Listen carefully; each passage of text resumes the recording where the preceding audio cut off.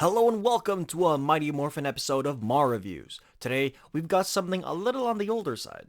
This is the SH Figuarts Mighty Morphin Power Rangers White Ranger. Now, I picked this up at a Kamikaze a few years ago, back when this figure was still at a decent price. Alright, that's enough talk about past Mario. Present Mario wants to get on with the review. Just remember, this thing is not mint. This box, ugh! I am not a fan of this box. I think it blows. It's flimsy as heck and badly designed. This overall look that they've chosen just doesn't mesh with what I believe are Power Rangers aesthetics. Power Rangers is supposed to be cheesy and goofy, not to mention super 90s. This box showcases none of those aspects. Oh, did I mention that it was badly designed as well? Graphic design pro tip: never use ugly eroded fonts on an ugly concrete background. You want to design a new Power Rangers box? Don't. Just use the box design from when these Mighty Morphers were at their peak. Bring back the snazzy green packaging, that's what people want. Crack open this cold boy and we get some instructions as well as a glossy gray backdrop. This boring piece of cardboard is most definitely for in-box display only. It's too small and plain to be a background for the figure outside of the box. It would have been cool to have some Mighty Morphing lightning instead of this basic looking gray.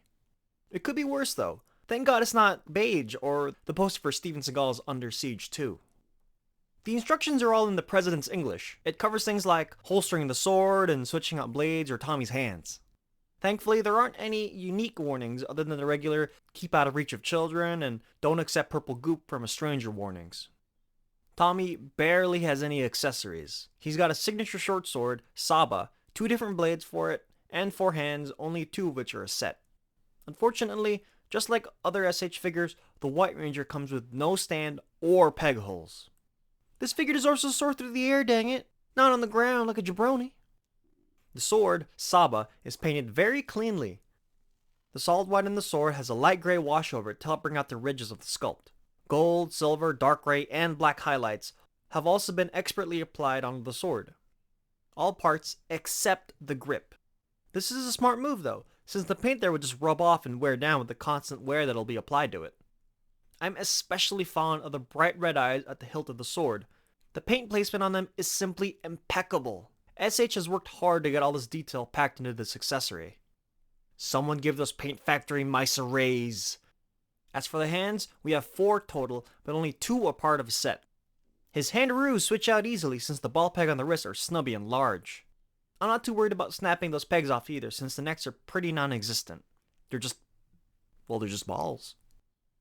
He can punch with his punchies, fondle with his fondler, but only on his left hand, and handle a hilt with his hilt handler, only for the right hand. Normally, Japanese imports like these come with tons of hands, but not Tommy. In the figure's defense though, I don't think I've ever seen a Power Ranger with something other than an open hand or closed fist. The hands are colored with a nice pearlescent white. They're all uniform too, even with the small ridges along the knuckles. The paint here closely matches with the paint on the figure itself. The sword gripping hand is made out of a softer plastic to allow for some leeway with the sword switching. I don't know if the rest of these hands are made out of the same soft material, but I'm too clumsy to try. Kapow! Dang, Tommy, you're looking fine! Yes, Tommy looks super sick.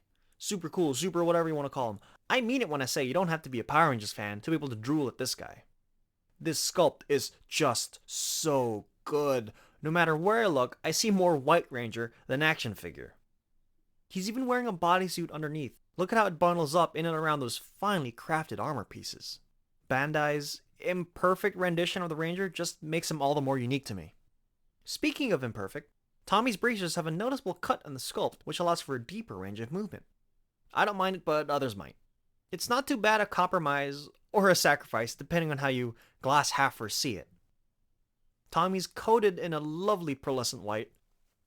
Gaps in the snatch and unpainted knees let us peer into the plastic's actual white color. This is unfortunate, but it could be worse. Since the white is pearlescent, there's a subtle shine to it that adds depth to the already fantastic sculpt. The gold highlights to all the armor pieces have just the right amount of metallic gloss. All except the holster for Saba.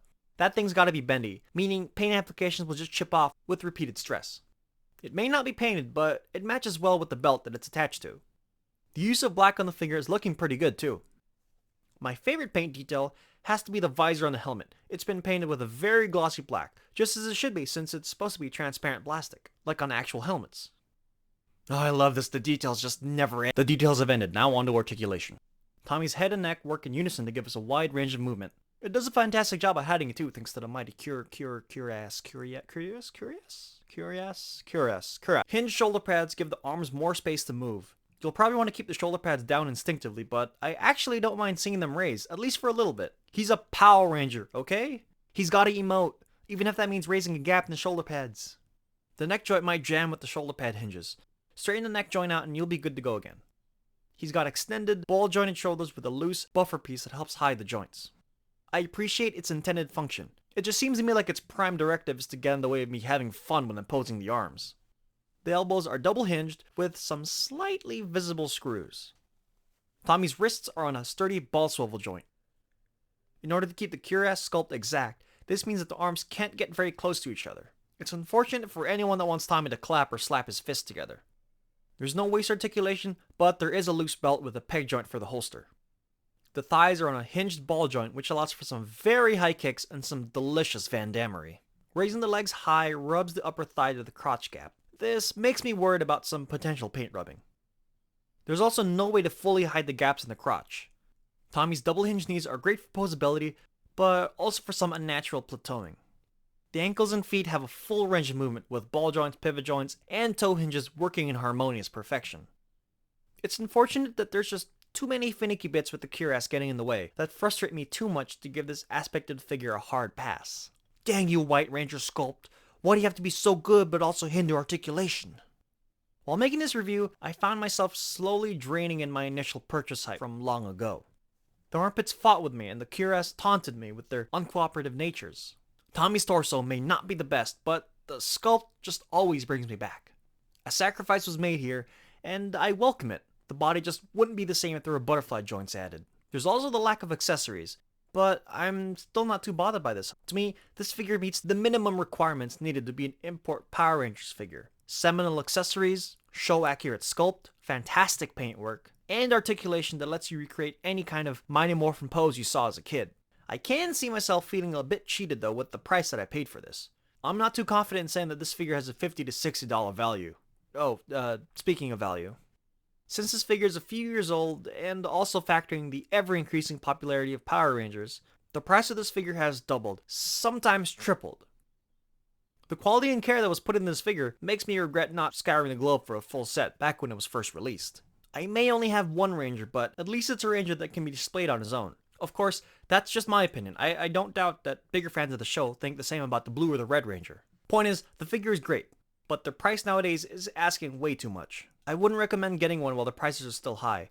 I'd rather sit on the sidelines and pray for a reissue. Either that or look into collecting Bandai's Legacy line if you want something more in scale with Marvel Legends figures.